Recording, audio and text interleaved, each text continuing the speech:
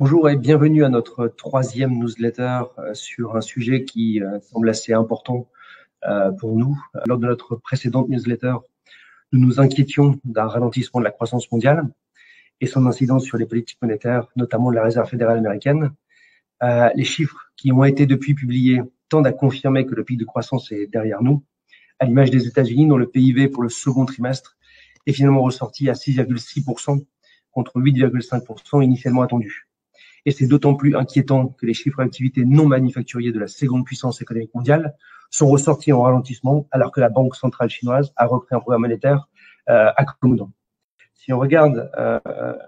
ce graphique des PMI depuis le mois de novembre 2019, qui compare en fait en ligne noire les chiffres d'activité économique aux États-Unis, en rouge ceux pour la Chine et enfin en bleu ceux pour l'Europe. On se rend compte effectivement que depuis le mois de mai, on a une tendance effectivement à un ralentissement global de ces trois premières puissances mondiales, et notamment aux États-Unis où le ralentissement est beaucoup plus marqué puisqu'on est passé à des niveaux d'activité très importants à des niveaux d'activité qui deviennent un peu plus dans la moyenne et qui pourraient avoir des incidences sur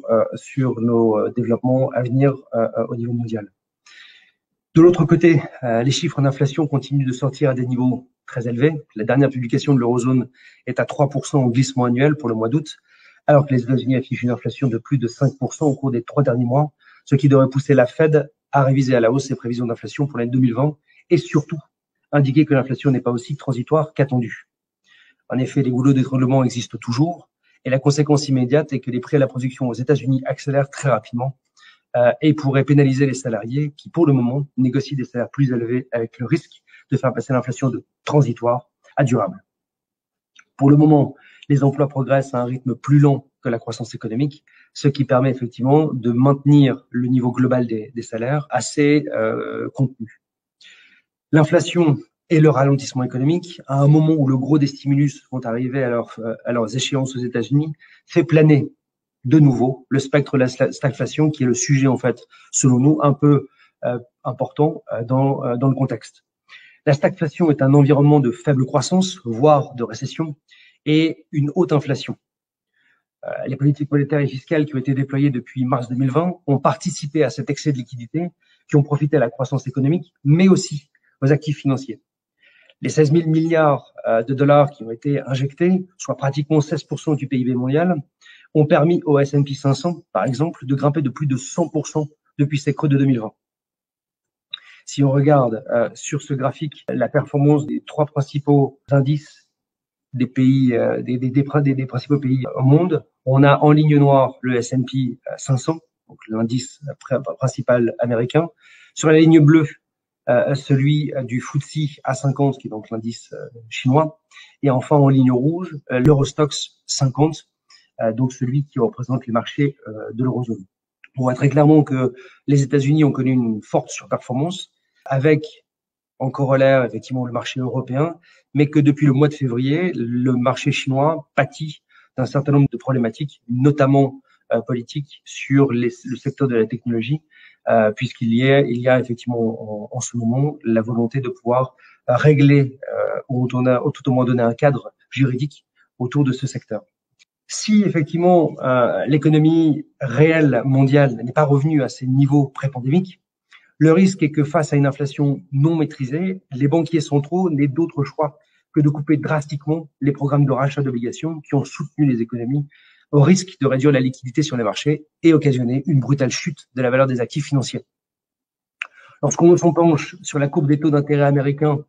à 10 ans, avec un taux à 1,3%, outre la complaisance liée aux 120 milliards de dollars d'achat par la Fed chaque mois, cela signifie aussi que les traders obligataires anticipent un risque de récession et privilégient des actifs sans risque.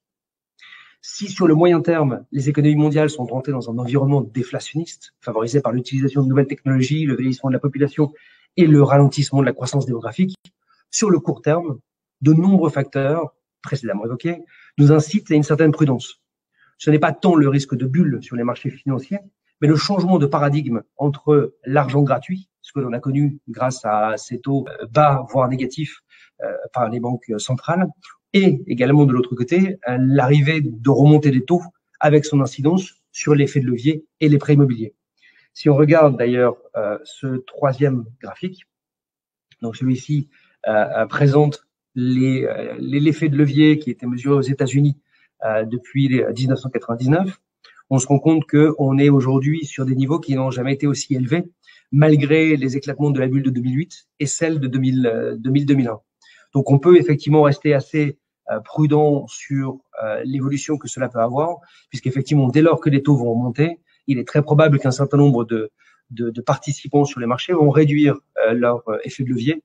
et prendre des profits, surtout quand on voit effectivement les performances qu'ont pu connaître certains marchés. C'est tout pour notre présentation sur la stagflation pour aujourd'hui. Nous sommes évidemment disponibles pour présenter quelques idées d'investissement en corrélation avec ce thème de la stagflation ou avec d'autres thèmes qui pourraient être envisagés également pour les prochains trimestres. Excellente journée et merci de nous avoir regardés.